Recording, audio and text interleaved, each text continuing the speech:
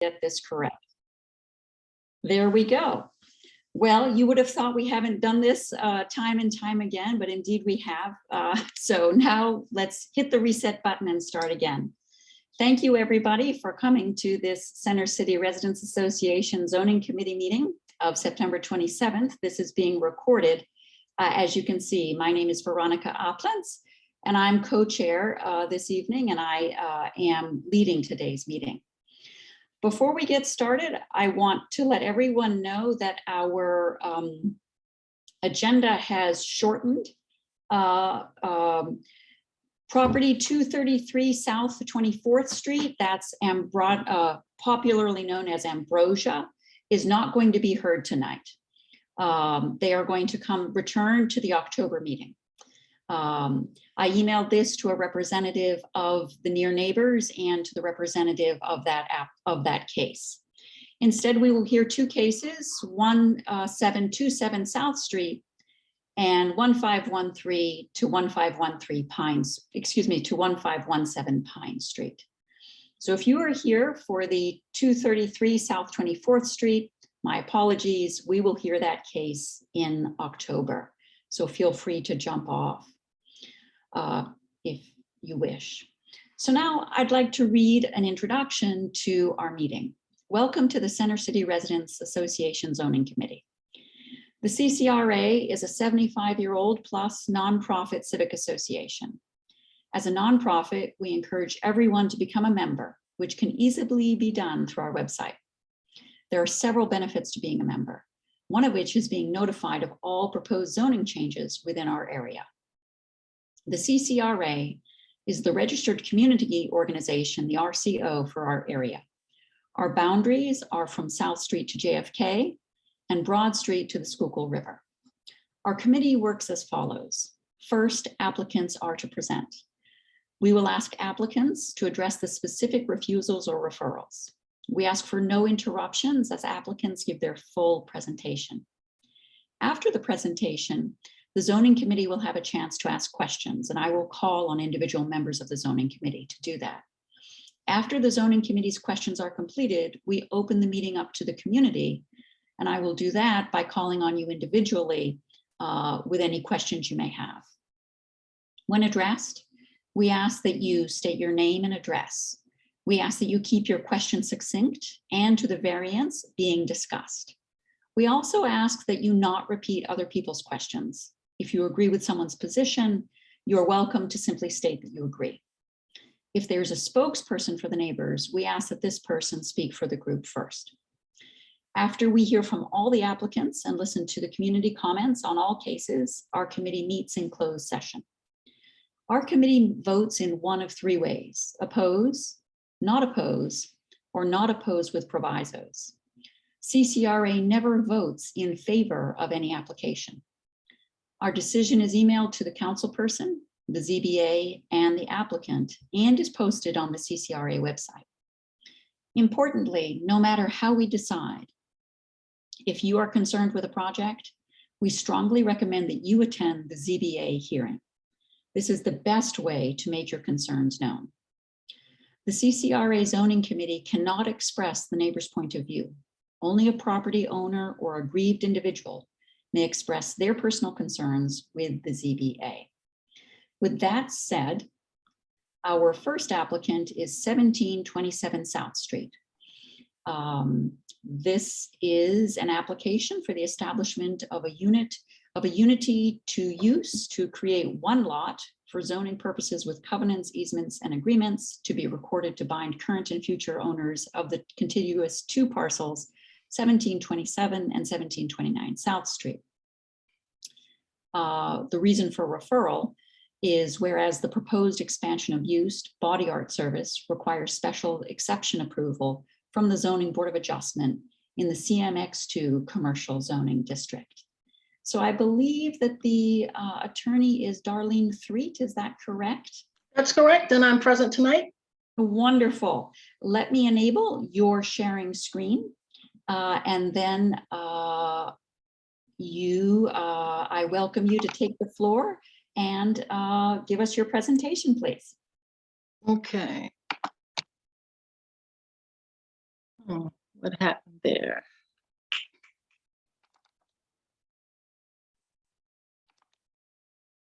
Okay, can you see my screen? We can see it just fine, thank you. Thank you. Good evening. My name is Darlene Threet from Darlene Threet and Associates, 45 East City Avenue, number 496, Bala Kenwood, PA 19004. Tonight I have with me the proprietor of the business, Mr. Dan Salaroli. Dan, can you say hello? And I also have the architect with me, Mr. Justin Myers. I do see that they both are on the screen tonight. I presented a presentation package here, which consists of approximately 34 pages, 44, excuse me. I won't be going through all the materials, but I will go through the pertinent materials. This is an application for an expansion of a tattoo shop. Approximately 3 years ago, we came in front of the Center City Residents Association, asking them to approve the tattoo use in 1729 South Street for a tattoo and body art and piercing studio. That business has been going very well and operating nicely on South Street. And at this time, the owners would like to expand into the next unit, which is 1727 South Street. They would like to use the basement and the first floor, the same as they're using in 1729. I'm going to go through some of the exhibits for you, not all of them. This is just our use application, original permit application. This is actually the refusal. We had a referral, and so we're seeking to show the community that the use we are requesting fits in line with the uses on the street and with the neighboring uses. And basically, instead of doing a entire lot consolidation, whereby I would have had to officially consolidate the lots and create new deeds, et cetera, I asked the L&I to approve what we call a unity of use. Basically, it says we can use the two properties together without officially changing the boundaries of the property. That's our application for appeal, project information form, tax stuff, deed. And thank you for your diligence with this. Feel free to jump right to the presentation piece where you'll Okay, right. Okay, here's the presentation. Back in about 3 years ago, we got a decision from the board approving the tattoo use. Center City Residents Association was specific about the provisos, which we have been complying with. No deliveries or trash pickup before 8 a.m. weekdays and 9 a.m. weekends, commercial trash pickup, trash stored inside. We plan to do the same thing for the property next door. Attaches the zoning use permit that we got for 1929 South Street. And here are the plans for the proposed new use at 1727. Basically, we're using 1729, the basement and the first floor. Upstairs is a one-family dwelling. Now we'd like to expand the use over to 1727. We would also like to use the basement and the first floor. There's also a one-family, although the use permit says two-family, dwelling on the top that's currently still in use and still in existence. Here is pretty much what the property looks like. We have two little pictures here for you, but I'm going to scan down a little more and show you the actual plans for the building. Again, this is that's 1729 on the left, and we have 1727 on the right. Basically, it's going to almost mirror image the use next door. We'll have 4 stations up here. I'll strike that. Let's see. First one. I'm sorry, we'll have the 4 stations up here. And then we'll have 4 stations back here. We have the bathroom back here. We have some other stations over here. And then we have a room in the back that we use. I also have the architect on the line if anyone wants to ask him any questions about the plans that we're showing here today. Then I took a bevy of pictures for you. This is South Street looking east. That's directly across the street from the location. There's a large parking garage, which almost takes up the entire block. On the end of the block, there are a couple stores to the right. Here's a picture. I wanted to show you the posting. Another picture of the property. And then I took some interior pictures of the existing tattoo studio at 1929, so you can get a feel of what it looks like. It's a pretty neat place. If you've never been in there, it's just worth going in there just to take a look. Got some really creative artwork in there, and the floor is amazing. This is when you walk in, you have the reception area, you have the couch over here and some artwork, and then you have the tattoo stations in the back. There are 4 here. And through this door, we have the piercing room. That's just another look of the first floor of existing 1929. Look at the artwork, the decor. This is the basement of 1929. We have 2 rooms back here with some stations for tattooing. That's a good look at the artwork on the floor of 1929. That's a little different look for you. This is downstairs again. That's a full look of the downstairs. Another picture of what's going on across the street. And here is the existing empty space, which we plan to almost duplicate the 1929 till 1927. We plan to have 4 tattooing stations up front, and a reception area. It's just another look at the room. This is a look downstairs. We have 2 large rooms down there, closets. That's the large room in the back downstairs, excuse me, in the front. And that's the stairs going back upstairs to the first floor.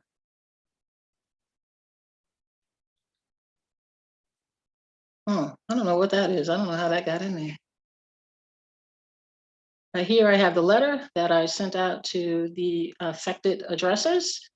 And I have the certificate of mailing. I only put the first page in. If you want the whole 22 pages, I'd be happy to send that to you.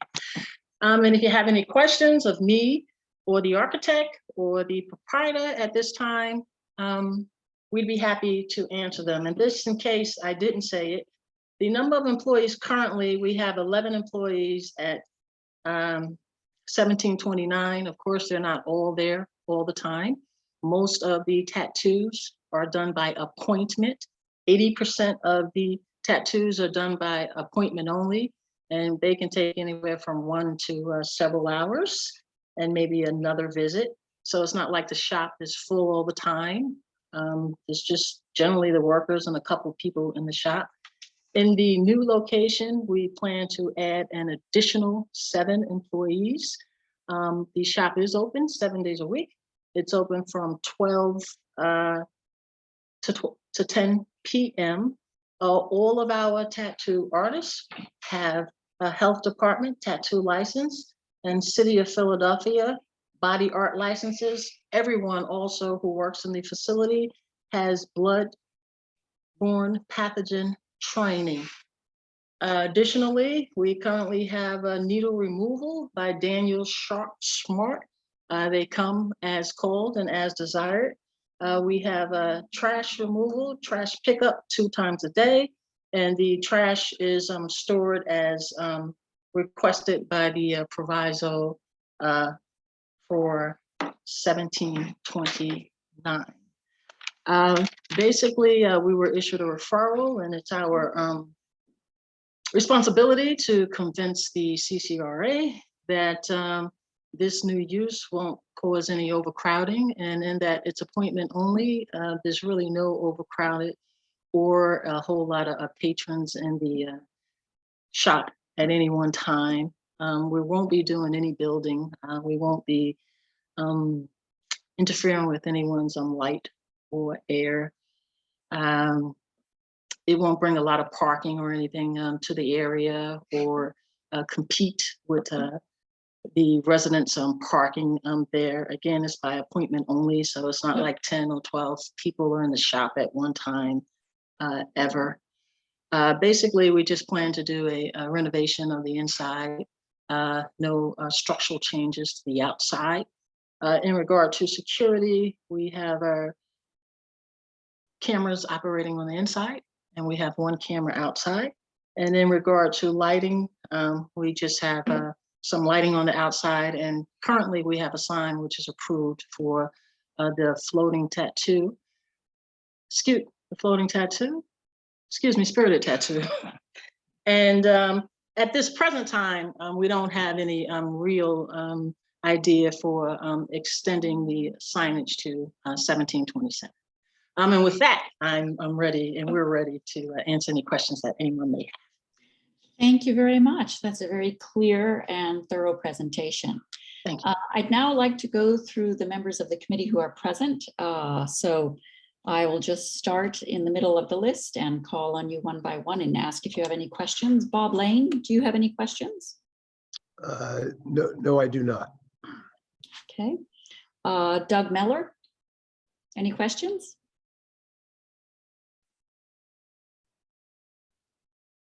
I'll move forward. Flora Becker, any questions? You're muted. I have no questions. Thank you. Let me go back one. Doug Meller, any questions? No questions. Thank you. Jacob Cooper? No questions. Thank you. Steve Rubin? No questions, thanks. Thank you. Andre Geffen? Questions, thank you. Thank you. Ben Weinraub? No questions. Ben Zuckerman? One quick question. I assume there are procedures in place now for the storage and removal of trash and waste from 1729, and I assume there's some biological waste in there. I'm not sure. Will those same procedures be utilized for 1727?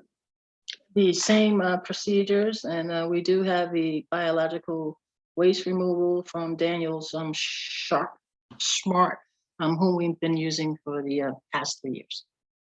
Okay, thank you. Thank you. Fellow co-chair, Rebecca Frisch, any questions? No questions. All right, thank you. I also don't have any questions. I'd like to now call on our counsel, Wade Albert. Thank you. So I'm counsel for CCRA. Just to follow a question from what Ben Zuckerman asked, and I think I know the answer, but I just want to make sure that we're crystal clear. So it's my understanding that the applicant would consent to the same provisos in connection with this application as the provisos that were agreed to a couple of years ago? Yes, Okay. This is actually going to still be operated as one continuous shop. Okay. So we will agree to what we agreed to when we presented a couple of years ago. Okay, thank you so much. Thank you. I'd now like to open it up to members of the public who may have any questions. If you are a member of the public and you have a question on this property, can I ask you to please use the raise hand feature in the participants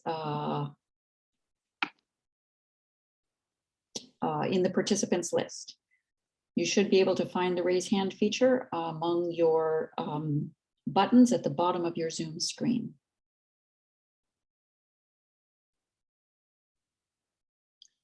Okay, I don't see any raised hands. So I'm going to invite any members of the public who wish to ask a question about this property, again, 1727 South Street, to just unmute themselves and ask their question.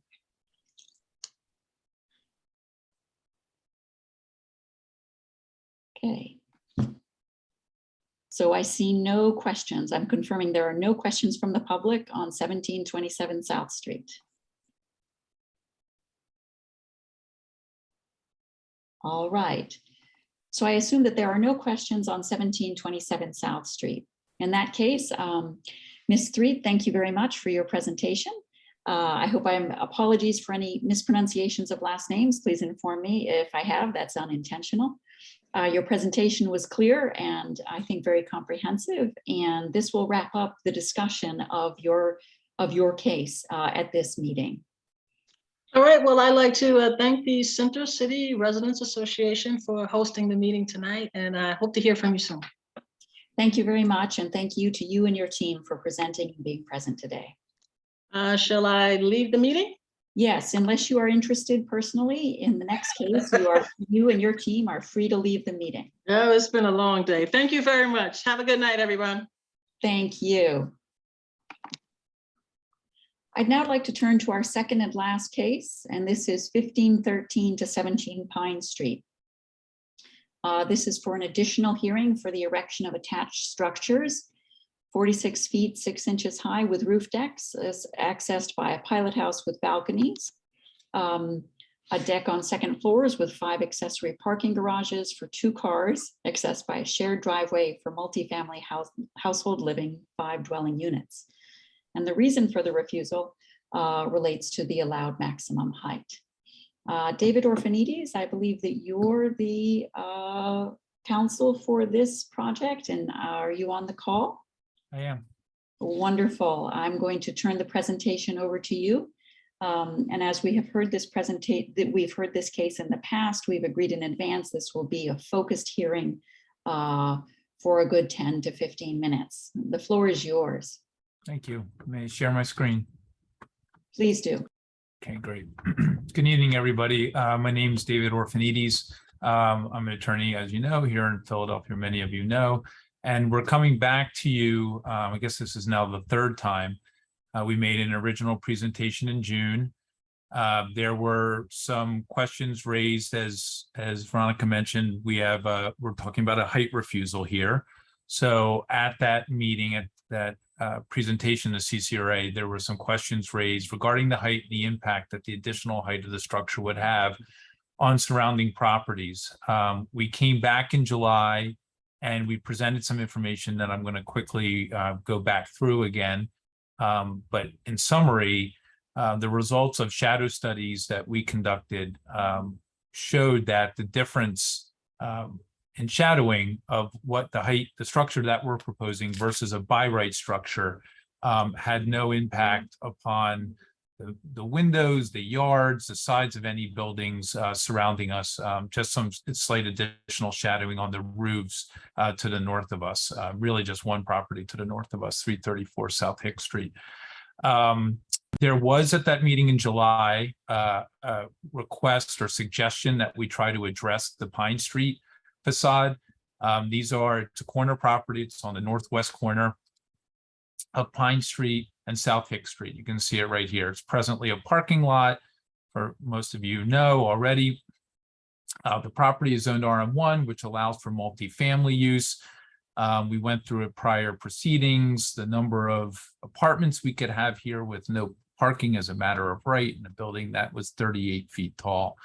My clients prefer to generally do single family structures, which is what we're talking about here. We're talking 5 single family structures, filling in all the curb cuts along South Hicks Streets, reducing the size of the existing curb cut and relocating it, shall we say, on Pine Street to allow in and out off of Pine for 2 cars for each of the 5 homes, for a total of 10 car parking.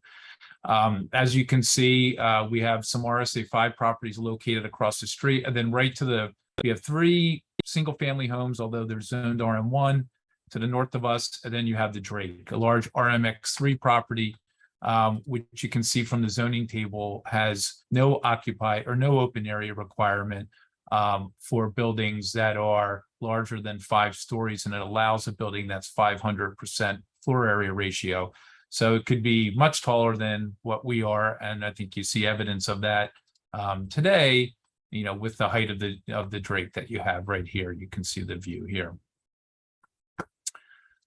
We came before you, and the reason for our height refusal or height variance request is that all the buildings on our side of the 1700 block of Pine Street between South Hicks and 17th of a certain height. And that height is greater than what the zoning code allows in RM1. After going to the Historic Commission and presenting a by right height and the height that matches the cornices of the other buildings, the general consensus was a preference for buildings of a height that match Pine Street, despite again the fact that it would be taller than those that were on Hicks Street. You can see here how we went about it. You can see the difference between the height we're proposing and then the by right height. And you can see in each case that the buildings, let me just move this over, the proposed building still is taller than the South Hicks Street's buildings to the north of us. And then obviously much shorter than the Drake building or the Drake building as it presently exists or that it could be. The thing that we didn't get a chance to present in July and that we intended to come back and present in August, but there wasn't a meeting in August, was a change to the Pine Street facade. So this was a rendering that we originally presented to your group back in June and July. And you can see this is a problem that you often have with corner properties, is that one street gets the cold shoulder, so to speak. We had added windows down at this level. We had windows, but the feeling was that, given the amount of pedestrian and vehicular traffic, that it just wasn't very welcoming. And so what we came back with was adding another additional entrance off of Pine Street. You'll see in the revised floor plans that leads into the garage, but it's it's the same entrance way as we have on South Hicks Street. It was raised at the meeting why we couldn't flip the stairs and just have an entrance closer to the corner for Hicks at Hicks Street, or bring the entrance just in off of Pine Street. The problem is that number one, we have a number of windows, as you can see, on the Pine Street, a lot of glass, a lot of light flowing into the street. If we flipped the stairs and ran the stairs on that wall, those stairs, rather than on the north wall, you'd have those stairs running in front of all those windows. The other thing is the way that the interior floor layout is. We start with the staircase on the left-hand side, on the Pine Street side, and then it flips over to away from Pine Street. And that's to keep the pilot house out of the 5-foot setback. It actually would be 10 feet from Pine Street and from Hicks Street. And that's just not possible to provide the sole entrance closer or at the Pine Street facade. So what we came up with, again, is adding another entrance here. And that entrance, again, provides additional access into the garage. But there's no way for people to know from the outside because it looks exactly the same. And we hadn't had the opportunity with the additional lighting, the additional entrance, the plannings to create, as you can see, a much more inviting facade along Pine Street than what we originally had. And here are the additional renderings that Noam put together, and Gabe Deck is on the phone with us right now. That again shows it just looks like it actually fronts on Pine Street. It looks just like a house that would have frontage there. Again, our refusal is for the height, as Veronica mentioned. At our July meeting, and I think at our June meeting as well, we showed that the difference in the massing between the two structures is very de minimis, largely because of the fact that our roof deck is located on our roof itself. It's not a built-up roof deck as you could have with a by-right building. So in actuality, we're actually shorter to the top of our pilot house with what we're proposing at 56 feet than you would have with a by-right building at 58 feet, 6 inches to the top of the pilot house. Again, the shadow study that we showed in July, and I think this is the key in scrolling through the different shadow studies that we did, is that Noam did what's called basically a Venn diagram, and it shows the areas where the by-right building shadows, where our proposed building shadows more than the by-right. And as you can see, the only additional shadowing is on the roof of 334. And you can see here as well. So essentially, we wanted to come back, present the Pine Street facades, those renderings, again, just to show that we had taken the comments to heart and made the changes. And then just to reiterate that, and the difference, the visual appearance, the difference that there is between the by right and what we're proposing, that it doesn't match either elevation on Pine or Hicks, and that the impact in terms of shadowing air and light on the neighboring property to the north, which I believe, in looking at the records, is a rental property with a limited lodging license, an Airbnb license, is minimal and just on the roof. As an FYI, my clients have been out numerous times onto the block. We do have everybody they've spoke to, and Tom could speak to this real quickly. Nobody that they've spoke to have been opposed to the project. I think we have 13 letters of support, both from all the residents. We have nobody opposed next to us at 1519, and we have people across the street from us that aren't opposed to it. I think 2 that have signed letters and 2 that spoke to Tom Familetti, my client. Just today, we've been unable to speak with and make contact with the neighbor to the north.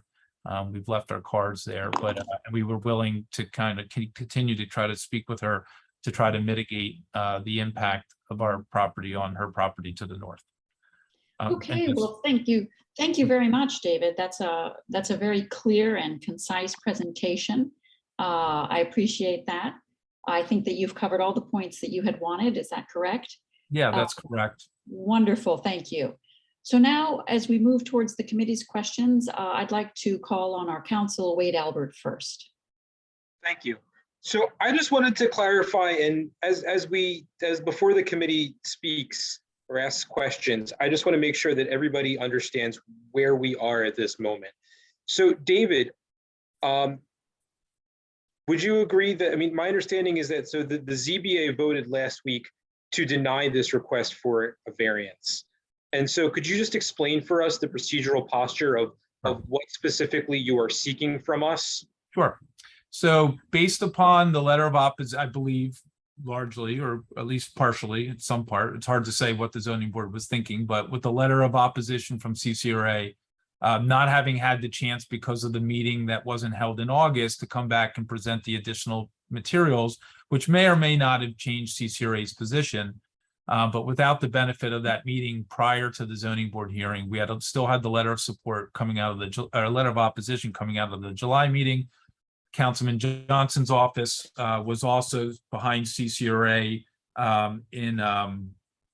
was also with Ccra in opposition based upon Ccra's opposition. And again, the owner of the property to the north, who hadn't been on the meetings, as far as I can recall, hadn't been on any of the meetings to the in front of Ccra, came to the zoning board hearing and stated her opposition. So they voted, they took that, they held the matter for a week, and they voted against it. However, there's a procedure in place called a request for reconsideration, that if the circumstances should change, in other words, should certain facts come to light that, had the board had them available at the time of the hearing, might have resulted in a different outcome. Within 10 days of receiving the notice of decision from the zoning board, we can request a reconsideration by the board, a change of position by Ccra, a change of position by the councilman, change of position possibly by the neighbor to the north, some other facts. It doesn't just have to be a change of position. It could be other facts that either we weren't aware of at the time of the hearing, but again, that could have an impact, could be submitted to the board. We do provide those parties that made an appearance at the zoning board hearing with a copy of the request for reconsideration. They can request a hearing if need be, and the board can decide we will reconsider it, and they may have another hearing on it. They may change their mind, they may not change their mind, or they can deny the request for reconsideration. They can also just not take any action for 30 days following the issuance of the notice of decision, in which case either we would have to appeal the decision or the matter would just be resolved at that point. Thank you. And one more issue.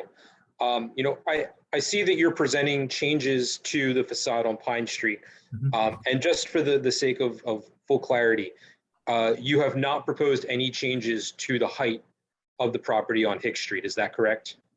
Yeah, that's correct. We did come back at the meeting in July, and we showed some renderings, and I'd have to pull them up, that showed the northernmost building being dropped to the by right height. And what you ended up with is kind of this odd step down feature that made no difference in terms of the shadowing on the property to the north of us. So we decided, based upon not hearing during the meeting from anybody, whether it's the public or members of the zoning committee of CCRA, that there was, an inclination or a preference to do that, to step it down. We have stayed with the proposed height that creates a more continuous design, and I could have the architect speak to that, but that's my long-winded answer right now, without any additional input or direction.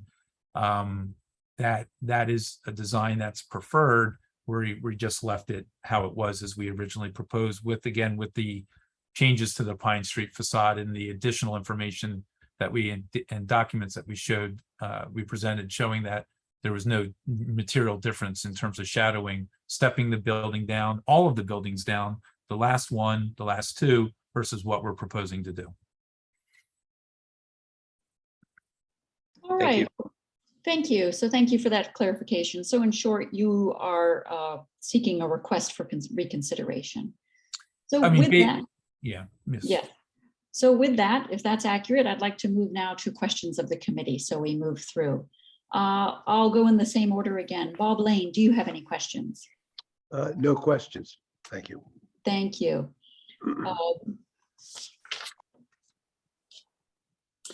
Doug Miller, do you have any questions?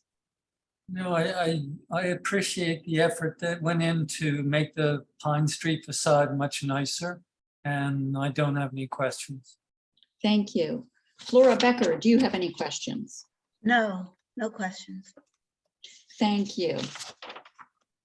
Jacob Cooper, do you have any questions? No questions, thanks. Thank you. Steve Rubin, do you have any questions? No questions, thank you. Thank you. Andre Geffen, do you have any questions? Yes. Will there be mirrors or some other form of traffic safety installed next to the garage door so that drivers exiting can be aware of pedestrians and bicyclists? Because in the current property, there are no walls, it is open, so drivers can see oncoming pedestrians and cyclists. Yeah, it's interesting you said that. I was actually out today because I was hoping to find the owner of 330, the running property to the north. And I thought that exact same thing, interestingly. And yes, that would be something that, safety is important. Because of the layout inside, cars will be able to go in nose first and come out nose first. They will not need to back out onto Pine Street nicely. But yes, mirrors or some type of other, traffic control devices so that people can see and be aware that cars coming out can see pedestrians and cars, and that pedestrians would be aware that a car was coming out. I'm not so sure we want the super loud beeping that you hear in some commercial buildings on Walnut Street and Chestnut Street, but safety is important to us, and we'd be more than happy to do that. In fact, that was my understanding, is that the intention regardless. Yeah, I will. I commute through there on a daily basis. Ideally, you would have mirrors, Okay. Similar to what they have at 525 South 21st Street. Yep, not a problem. That's absolutely something we would do. Thank you. Andre, any other questions? No, in that case, this project looks pretty good. Thank you. Ben Weinraub, any questions? Yes, one greening initiatives, trees, green roofs, etc. That I don't remember from August, to be honest, if that was covered in our discussions. And number two, along Hicks, what exactly was the complaint at the zoning meeting with regards to the northbound neighbor, and any consideration to make any adjustment on her behalf? So, and she may be on the call. I don't know. I don't want to speak for her. My recollection was it was shadowing and privacy, of this property that again, I believe is a rental or an Airbnb property at the present time, but so, again, we went through the shadowing, and it really, there's going to be, even with the by right building, the wall's going to be 41 feet 6 inches. And it, again, it's the way the sun works. It's not going to produce, what we're proposing is not going to produce shadowing that's going to affect the walls of our building, the windows, the rear yard. So it's going to be on some portions of the roof. One of the things, if my clients went out countless times since the hearing, in hopes that we'd be coming back to meet with you. One of the things that, in terms of the privacy, and it might be able to reduce, again, the shadowing, although there's really no material difference, as you saw. One of the things we had discussed was, as you can see here, because we have 2 street frontages, the zoning code requires that the deck be set back a minimum of 5 feet. Because we have to be set back 5 feet from Hicks. You can see all these here. One of the things we had wanted to discuss and wanted to offer, if we had been able to make contact, was to pull back, similar to what you have over here with the southernmost corner property, was to pull the deck back from the northernmost edge so that it would provide some privacy. Obviously, if we do 38 feet, the roof deck's going to be actually closer and lower to our building, and that roof deck could be right up against the northern edge. But one of the things I discussed with my client, and he could jump on and, oops, sorry about that. He could jump on and speak for it himself. But one of the things we had discussed was, and would be agreeable to, would be pulling the roof back 5 feet from this northern edge, again, like this building, to create some additional privacy that wouldn't otherwise be there for the property to the north. Yes, and this is Tom Femolotti from Zados, and my understanding of, and I don't want to speak for the neighbor, but my understanding of the concerns had to do with anything being built there and not the additional height. So it was the shadowing and the privacy, which would be on a by right case of 38 feet, would still be there. And as we know from the shadowing study, there is minimal difference. So I think it was maybe not a miscommunication, but a misunderstanding of, that the variance that we're going through now and asking for the additional height, there's no difference from what we could do by right at 38 feet. Okay, thank you for that. Thank you for those questions. The trees and the greening and green roof aspects, which we always request to everybody. Yeah, so Gabe, if you could talk about that. There might be an issue coming to the corner because you're not allowed a tree, I think, within 35 feet of a corner. And then I'm not sure if Hicks is wide enough to provide tree pits. Gabe, can you speak to that? Sure. Yeah, so we absolutely are on board to put in trees wherever possible here. It obviously would be subject to the approval of both the Parks and Rec Department and the Streets Department.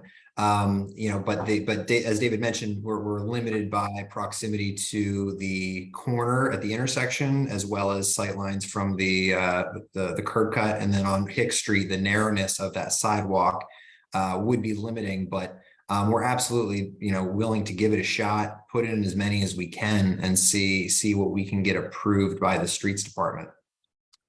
Generally, the zoning code requires them to be no closer than, I think, 15 feet. But yes, we will gladly. I mean, it just improves everything. It improves the property and improves the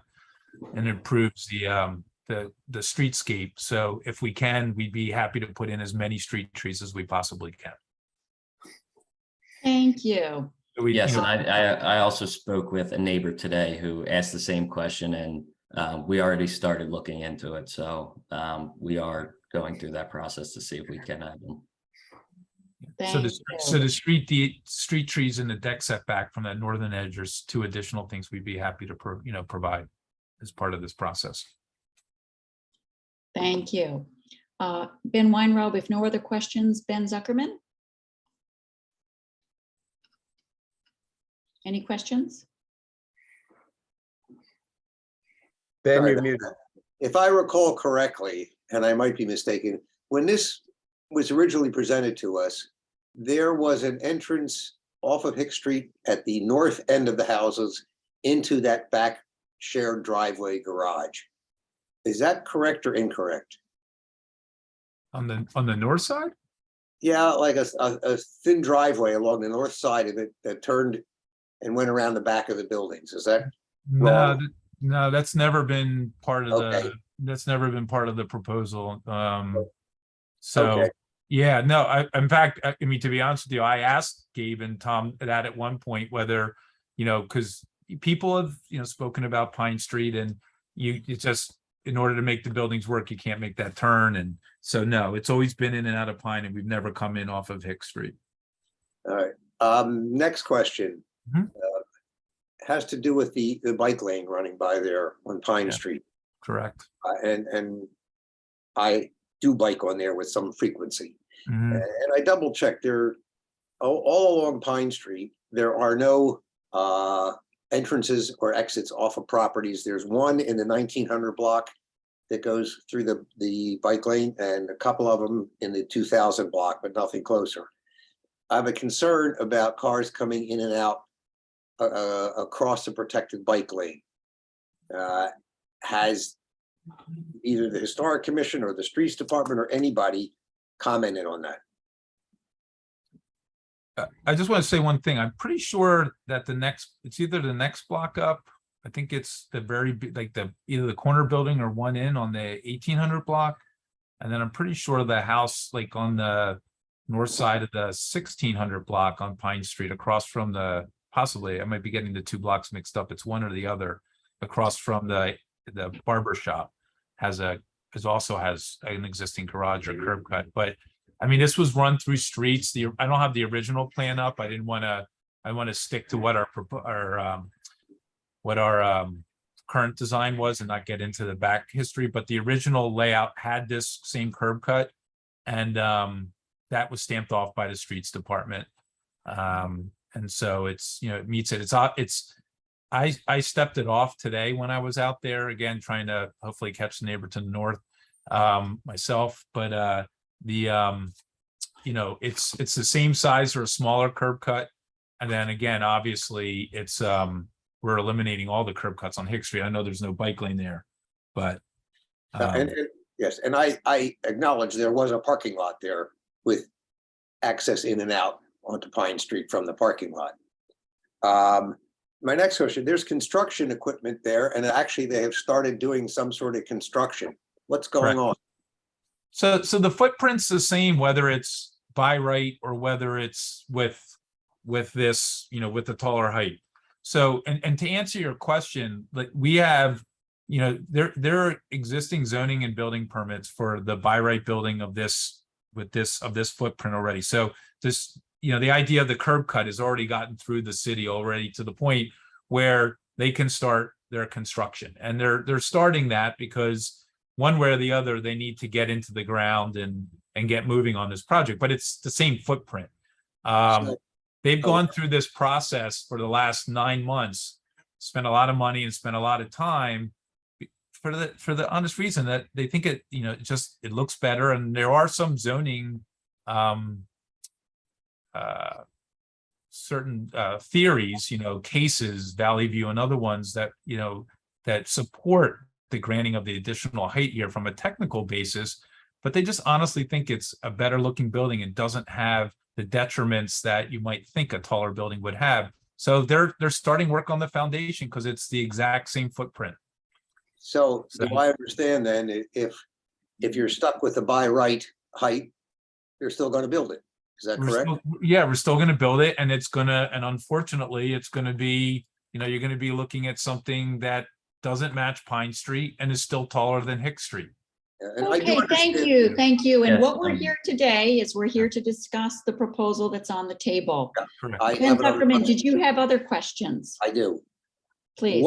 What's the legal hardship that you will suffer if you must comply with the current zoning requirements? So as I mentioned, there's a case called Valley View, and its progeny that talk about a hardship being created when either a use or a structure or such along a particular area or a particular stretch of roadway or one way and the zoning code requires that something else be built. And we had a discussion and we had a meeting with the planning commission about this. They now have these preliminary zoning board meetings or hearings where you get to review it. We discussed that and they actually cited that in their review as well, regarding matching the height of the Pine Street building. So I mentioned that at the zoning board hearing. I don't know how much that resonated with them, given, you know, the opposition, the multiple oppositions that we had and right then, but it's our position that not only does it look better, but there's also, as I was alluding to before, there's a technical basis, a legal basis that supports what the supporting or the granting of this variance. Okay, that's all I have. Thank you. Thank you. I see Ben Weinrob. I see you've raised your hand again. Do you have a new question? I did. I mean, for me personally, and I'm not speaking for anybody, but have you considered on the 4 buildings off of Pine, and we understand the height on Pine, down Hicks, looking at the 4th floor plan, as you said, you have to set the roof decks back 5 feet. So just for the 4th floor, setting the 4 buildings off of Pine back 5 feet, which is basically, you already have a balcony, but part of the master bedroom, I understand you're losing some square feet. It looks like 11 by 5.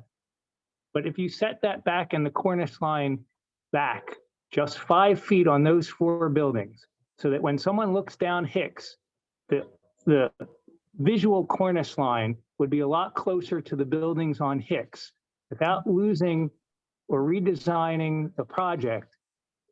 In your opinion, David, is that something that the owners would consider in order to mitigate it, to get the height on Pine and get the height for all the buildings except for the first 5 feet of the 4 down Hicks to the north?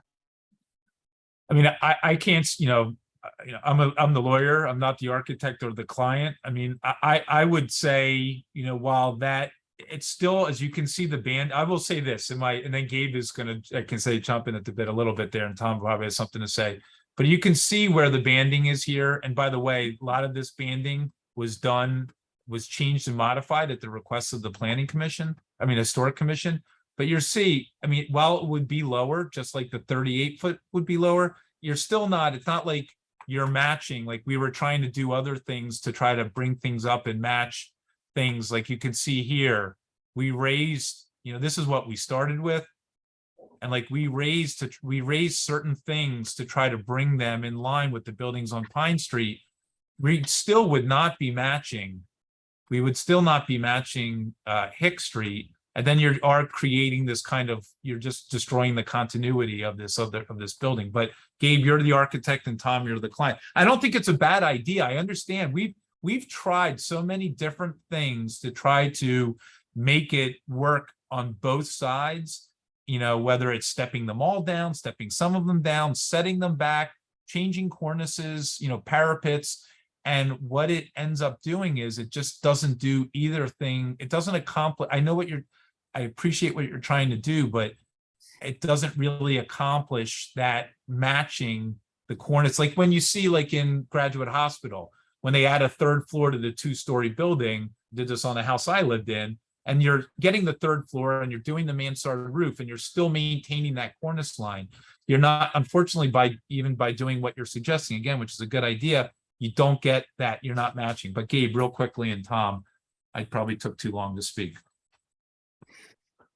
Yeah, David pointed out a lot of the reasons why it's been such a challenge. We went through a lot of rounds in this design, tweaking things, fine-tuning the alignments, making the window rhythms consistent, and the language really work well to fit in with how much care has gone in on the Pine Street design work of buildings of the past. So really trying to make a contextual building that references that level of character. So as far as setting that 5th floor or that 4th floor back, it could be done from a layout standpoint, sure, but how it would impact kind of the consistent look of things and the kind of rhythms that we've set up would draw away from the project. I mean, there aren't any other buildings on that Pine Street or Hick Street that have a setback. They're all straight flat fronts, correct? Yep. Yeah. And Gabe, real quickly about on the north, I had mentioned sending the roof deck back. Is there anything else we might be able to do there to create, reduce the height there? Yeah, so the other item that could also help would be, we have full height parapet walls surrounding the roofs. Including that north edge, which currently is a solid parapet of 42 inches above the high point of the roof. So we could drop that to just a minimal 6-inch curb, set the roof deck back as well with an open railing, which would lop at least 3 feet off of the what's casting a shadow from that parapet wall. That would not be reducing the height of the building, but just reducing the overall.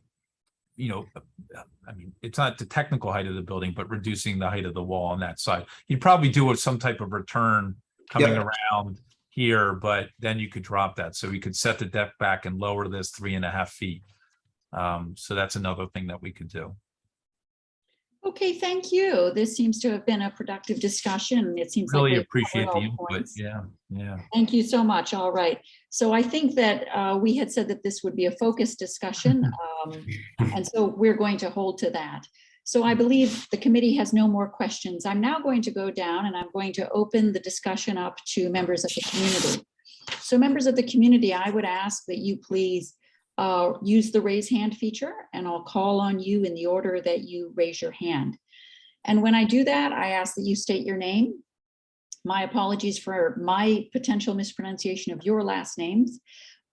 Please state your name and give us your address for the record. So I see Erin Nanovich or Nanovic. Hi. Yeah, hi, this is Erin Nanovic. My boyfriend and I are at 331 South Hicks Street. I think that's all you need it from me, right? That's correct. Thank you. Yeah, so just a couple things. There were a couple comments about having reached out to neighbors, and I just want to say right off the bat, like, I don't think either of us were reached out to in any way. There were certainly no notes left on our door about the project, outside of, getting zoning board letters kind of at the last minute. So my apologies, this is our first time here, but we would be opposed to the height increase. I don't really understand the argument for it, honestly, because the front doors open onto Hicks Street. Like, they do open to our street. I understand that doing like the shadow assessment or whatever, like it doesn't make a difference, but I still don't, I don't really think that the argument that the building will look better is a great argument. And the other thing I just want to note is that, this is kind of like just a thing I want to make sure we're all on the same page about. I don't think it much matters if someone has an Airbnb license or not if we own our properties. I think it was like a little bit disingenuous to say that Michelle, because Michelle has an Airbnb license that, you weren't able to contact her, that's fine. But as we also weren't reached out to. So I want to be clear on this call right now that we would be opposed to the height increase, and we have been. Okay, thank you. So I've heard clearly you're opposed. Thank you. If you have said everything you had in mind to say, I'd like now to turn to Michelle Liu, and apologies for any mispronunciations of names. No problem. Can everybody hear me? We can hear you fine, thank you. Can you just give us your address, please? Yes, my address is 334 South Hicks Street. I'm the neighbor to the north that has been discussed in this meeting. I also spoke up at the zoning board meeting. I just wanted to say, kind of echo my neighbor's comments as well, that I was not, contacted at all about any of these. I know that, they mentioned that they sent some letters out and they, but I didn't receive any. And they were also addressed to the previous owner, since I've recently bought my property earlier this year. I also had to leave my property recently because of all the construction. I mean, it was shaking the house.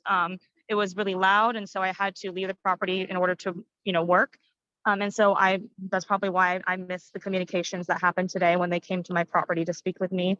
But yeah, the house is my primary residence. It's a limited lodging license, so it's still my, only home. And I Airbnb it out when I travel.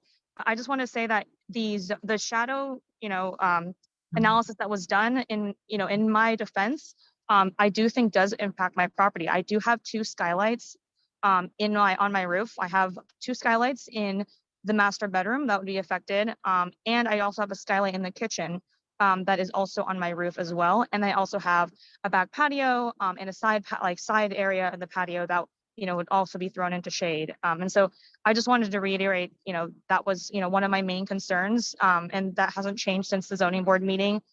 And I also have the same concerns about privacy. Obviously, moving it 5 feet back, may or may not help with that, but with the higher height, you can obviously see much more. And you would be able to look down, the roof deck or out the window facing my property and basically be able to see everything that, I would be doing in my backyard. And so I don't think the proposal I heard today has changed any of those concerns for me. Okay, thank you. So I've heard clearly that you are opposed and you're the neighbor to the north. Thank you. Yes. Do we have any other near neighbors or neighbors who wish to comment on this property? If you do, please use the raise hand feature. Okay. So I see none. So if there are any neighbors who wish to comment on this property, but the raise hand feature is not working, if they can just unmute themselves and speak.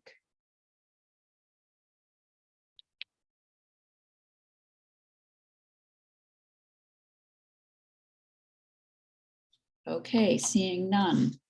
So seeing none, the discussion on this project has come to a close. To summarize, what I have heard is that the committee, the majority of the committee did not have questions. There were individual questions from the committee regarding greening initiatives, traffic safety, and 1 design question regarding Hicks Street, and I have heard 2 neighbors express opposition. All right, thank you. Thank you all for your presence, and David Orphanides, thank you for your presentation, and also to all the members of the property that you represent. At this time, this portion of the zoning committee meeting will close. So we will now stop recording and move into closed session. Thank you again for having attended, and thank you for having presented. The decision of the zoning committee will be released within 48 hours of this meeting. So thank you for attending, and those of you who are not members of the zoning committee can now jump off the meeting. Thank you. Thank you. Just get rid of here.